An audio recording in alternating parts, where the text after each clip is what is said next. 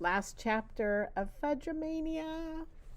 Chapter 14, The Ring Bear. Big news, Mr. Fargo announced 2 days later. My dealer in New York loves the idea of baby feet.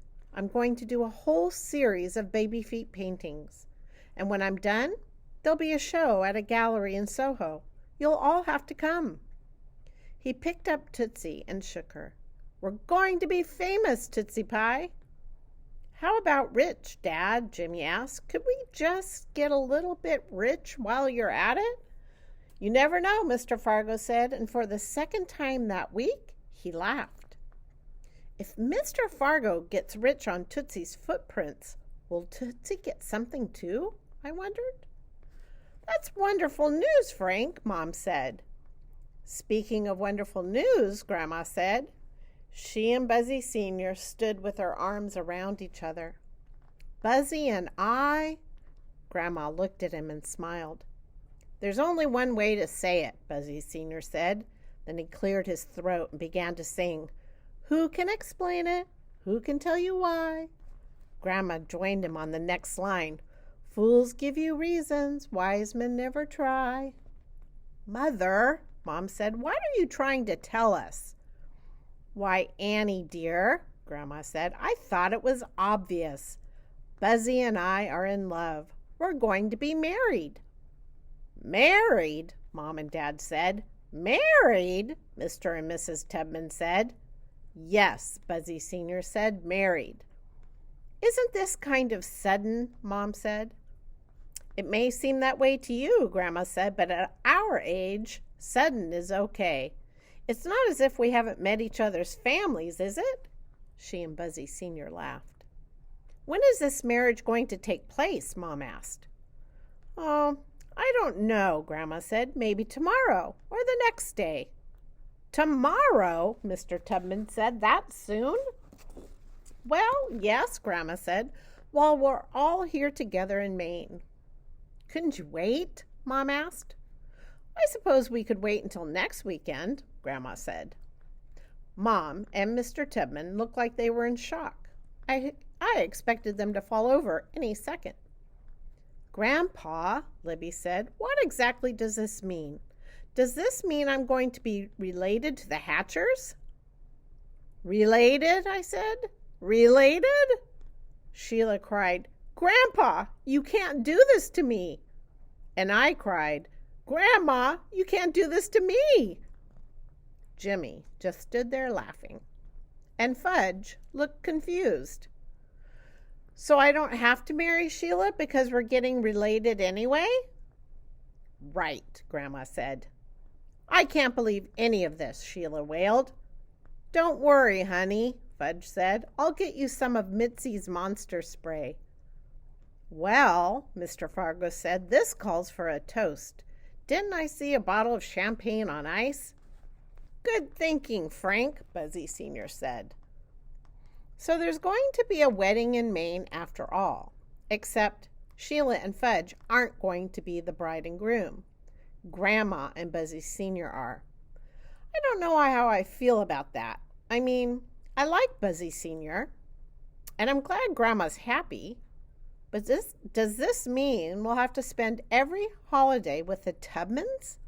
Does it mean I'm stuck with Sheila as my step-something for the rest of my life? That night, everyone sat around making wedding plans. Even Mom and Mr. Tubman got involved.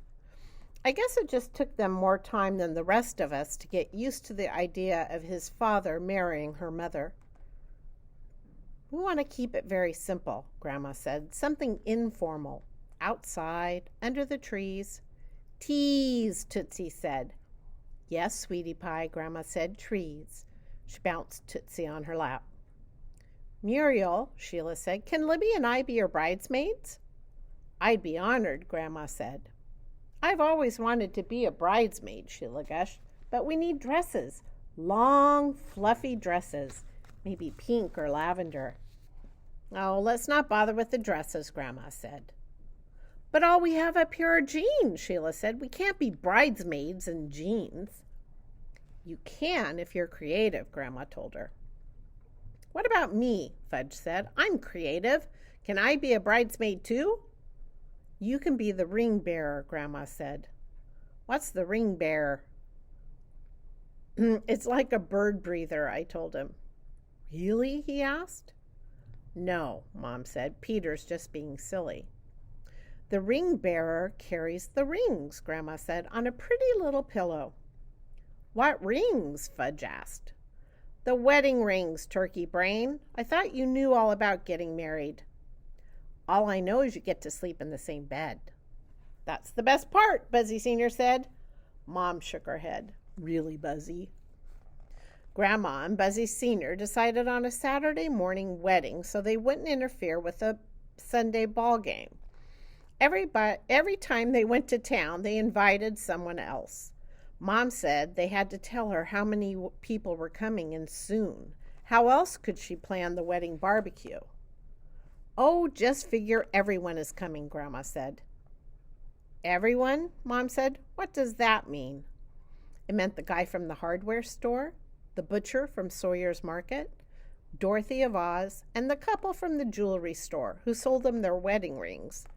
It meant the Ickles from the ice cream parlor, Bicycle Bob, Isabel from the library, and Mitzi, Mrs. A, and Big. Mom worried about the weather, but when we woke up on Saturday morning, it was clear and warm. We all helped decorate the yard. We tied pink ribbons around the swing tree and set pots of pink flowers in Fudge's garden. Sheila and Libby showed how creative they could be by sewing beads and ribbons all over their jeans and t-shirts. At the last minute, Sheila decided we should dress up our animals too. She tied a pink satin bow around Jake's neck.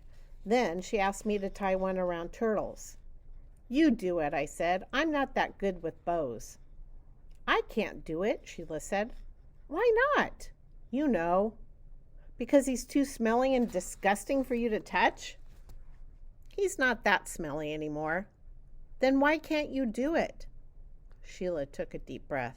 All right, she said, I'll do it, but you have to hold him still.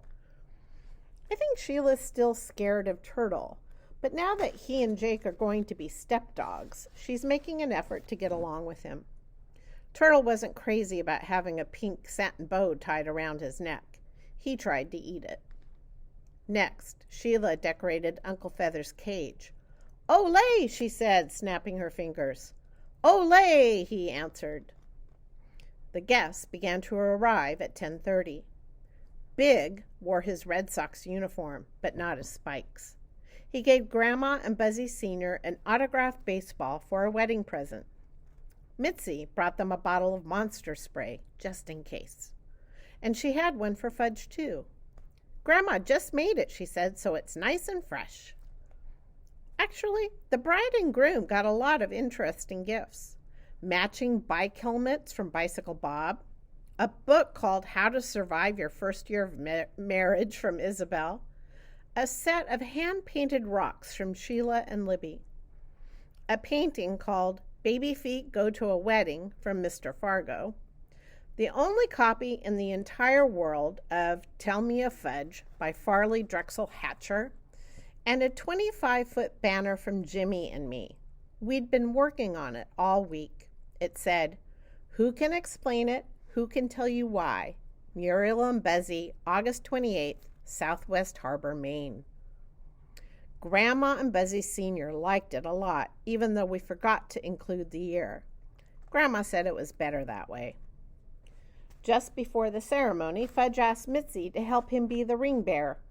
He showed her the lace pillow with the gold wedding bands resting on it.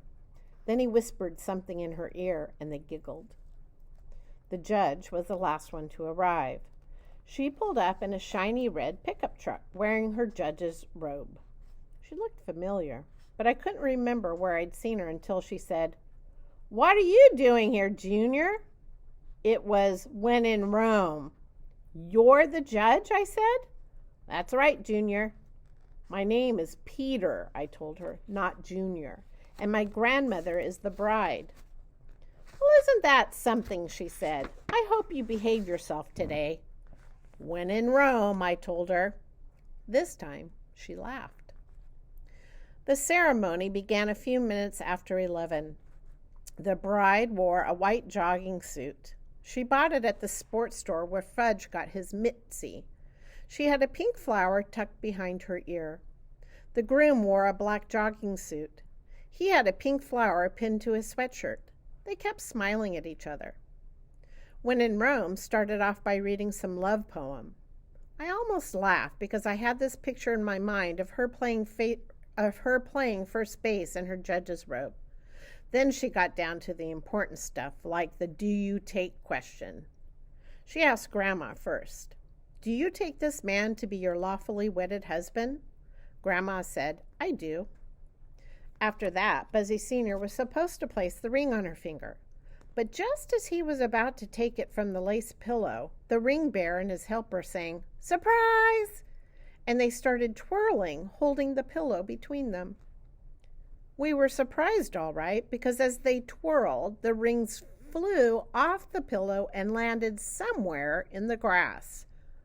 "Uh-oh," the ring bearer said. Everyone got down on their hands and knees to search. "Suppose we can't find them?" Sheila asked. "Can Muriel and Grandpa still get married?" "Don't worry," When in Rome said. "I'm here to marry them one way or another." "Here's one," Dorothy of Oz called, holding up a gold band. It took a few more minutes before Bicycle Bob found the other.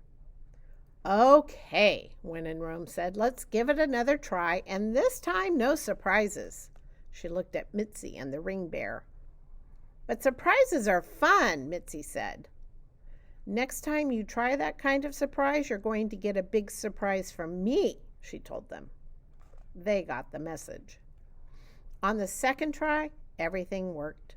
When in Rome pronounced Grandma and Buzzy Sr. husband and wife. Then they kissed and everyone cheered. Well, almost everyone. A few people like Mom got teary-eyed. The wedding barbecue was a huge success. Big helped Dad and Mr. Tubman tend to the grills. Tony Ickle had brought gallons of ice cream, and Mrs. A had baked a blueberry wedding cake. So we all wound up with blue teeth, all except Fudge. He still won't go near a blueberry. The party lasted for hours. Everyone was having too much fun to go home. Finally, the bride and groom fell asleep on lawn chairs. I knew how they felt because I was pooped out too. Only the Fudge-a-Maniacs were still going strong. Sheila yawned and sat next to me on the porch steps. "Wasn't that the most beautiful wedding?" she asked. "Yeah," I said. "It was the best wedding I've ever seen." It was also the only wedding I'd ever seen. Sheila smiled at me.